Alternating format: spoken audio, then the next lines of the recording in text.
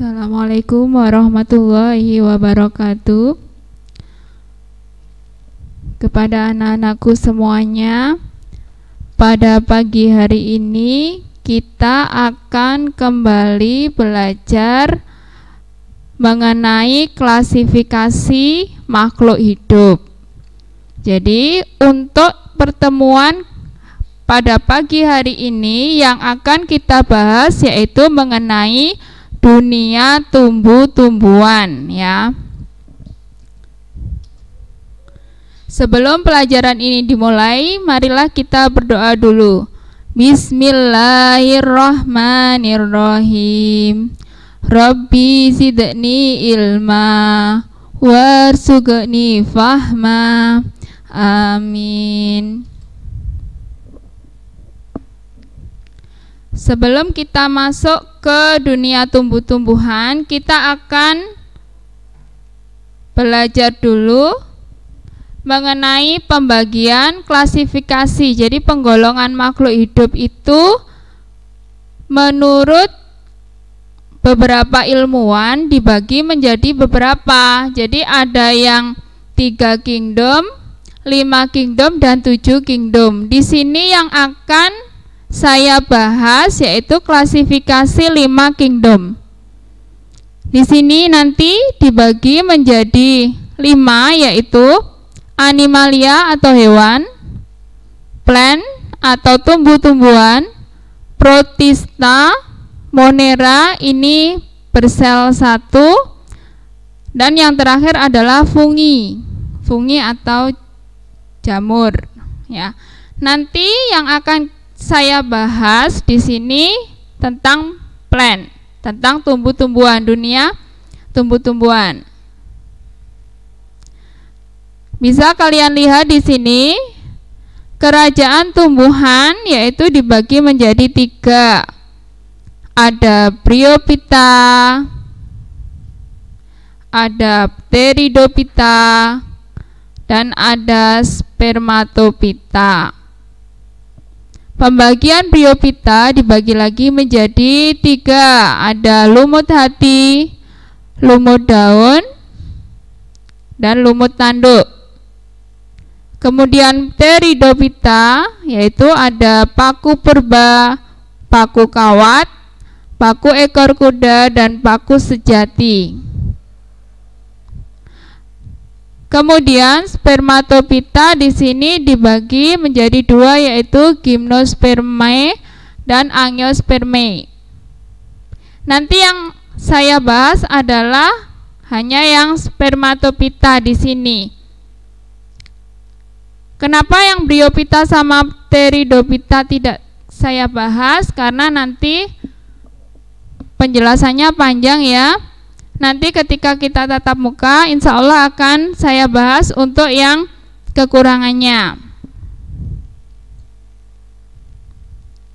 Nah, di sini Spermatophyta disebut juga ada tumbuhan biji. Dibagi menjadi 2 yaitu Gymnospermae berbiji terbuka dan Angiospermae berbiji tertutup.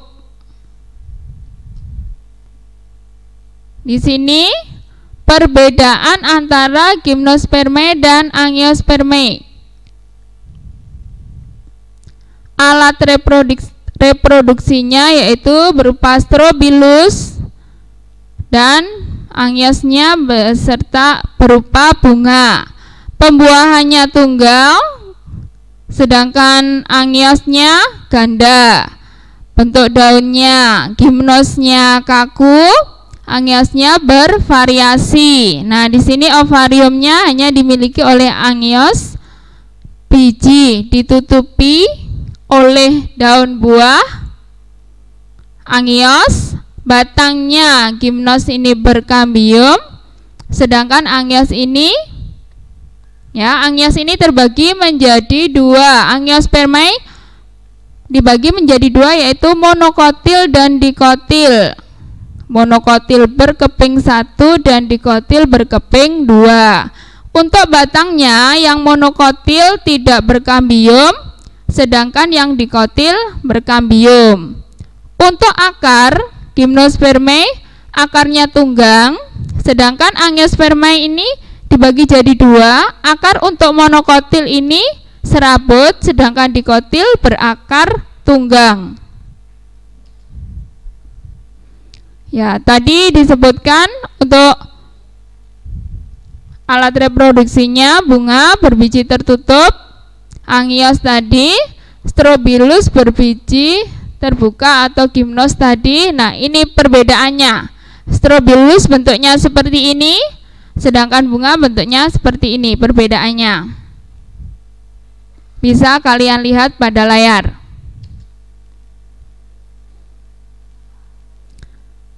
Contoh Gymnospermae yaitu pakis haji, melinjo, ginkgo biloba, dan pohon pinus. Contoh Angiospermae, tumbuhan berbiji tertutup yaitu bijinya tertutup oleh buah. Contohnya ada semangka, ada anggur, ada kesemek, alpukat, apel, dan buah persik. Nah, bisa dilihat di situ bijinya tertutup oleh buah. Tadi sudah saya sampaikan bahwa Angiospermae dibagi menjadi dua jenis yaitu monokotil dan dikotil. Monokotil tumbuhan berbiji tunggal, sedangkan dikotil berbiji dua, berkeping dua. Di sini adalah perbedaannya. Untuk monokotil ini satu kotiledon, dikotilnya dua. Kemudian tulang daunnya, bentuk tulang daunnya seperti ini pada gambar. Tulang daunnya sejajar atau melengkung untuk yang monokotil. Sedangkan untuk yang dikotil, tulang daun menyirip atau menjari. Bentuknya bisa kalian perhatikan. Kemudian batangnya untuk yang monokotil, berkas pengangkutnya tersebar, tidak teraturan. Sedangkan untuk dikotil, berkas pengangkut tersusun dalam satu lingkaran di sini karena ada kambiumnya. Kemudian untuk bunga monokotil, bagian perhiasan bunga hanya terdiri dari 3 atau kelipatannya. 3, 6, 9. Untuk dikotil, bunganya terdiri dari 2, 4, 5 atau kelipatannya. Yang terakhir untuk akarnya, untuk monokotil sistem akarnya serabut, untuk dikotil sistem akarnya tunggang.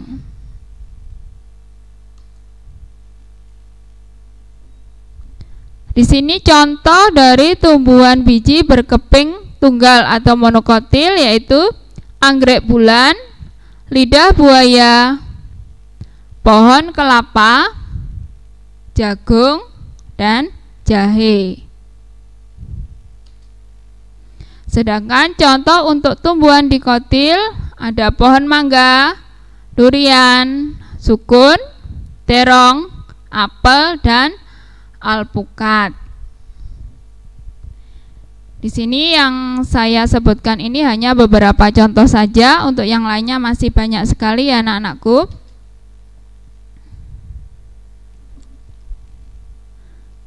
Untuk evaluasi hari ini nanti tanggal 14 September 2020, tugas kalian di rumah adalah carilah 1 lembar daun di sekitar tempat tinggalmu. Kemudian kalian potong.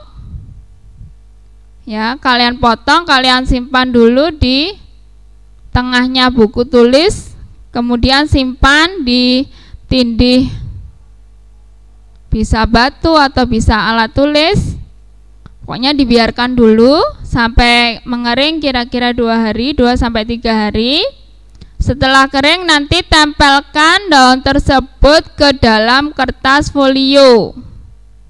Kalian hanya milih 1 daun saja, kemudian dikeringkan untuk beberapa hari. Setelah diambil, dikeringkan di tengahnya buku tulis,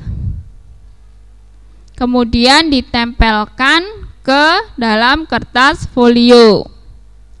Setelah itu, catat ciri-ciri yang ada pada tumbuhan tersebut. Jadi disamakan seperti tadi.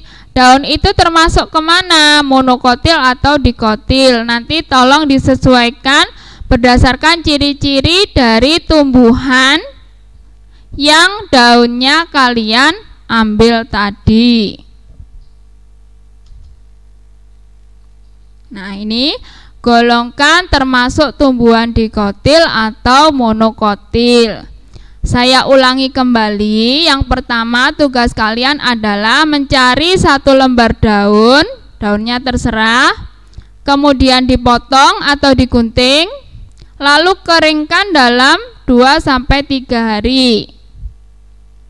Ditaruh di tengahnya buku tulis. Ya, nanti setelah kering ditempelkan ke dalam kertas folio. Setelah itu kalian identifikasi lagi, ya, daunnya itu termasuk monokotil atau dikotil. Sesuaikan dengan ciri-ciri yang sudah kita bahas, yang sudah saya bahas tadi, termasuk ke dalam tumbuhan dikotil atau tumbuhan monokotil. Baiklah anak-anakku semuanya, untuk pertemuan kali ini kita sudah belajar mengenai dunia tumbuh-tumbuhan. Ya, yang saya bahas tadi adalah tumbuhan berbiji, berbiji terbuka dan berbiji tertutup. Nah, berbiji tertutup tadi ada monokotil dan dikotil. Mudah-mudahan apa yang kita bahas pada pagi hari ini bisa bermanfaat bagi semuanya ya anak-anakku. Untuk pembelajaran kali ini, marilah kita akhiri dengan bacaan hamdalah bersama ya. Alhamdulillahirabbil alamin. Wassalamualaikum warahmatullahi wabarakatuh.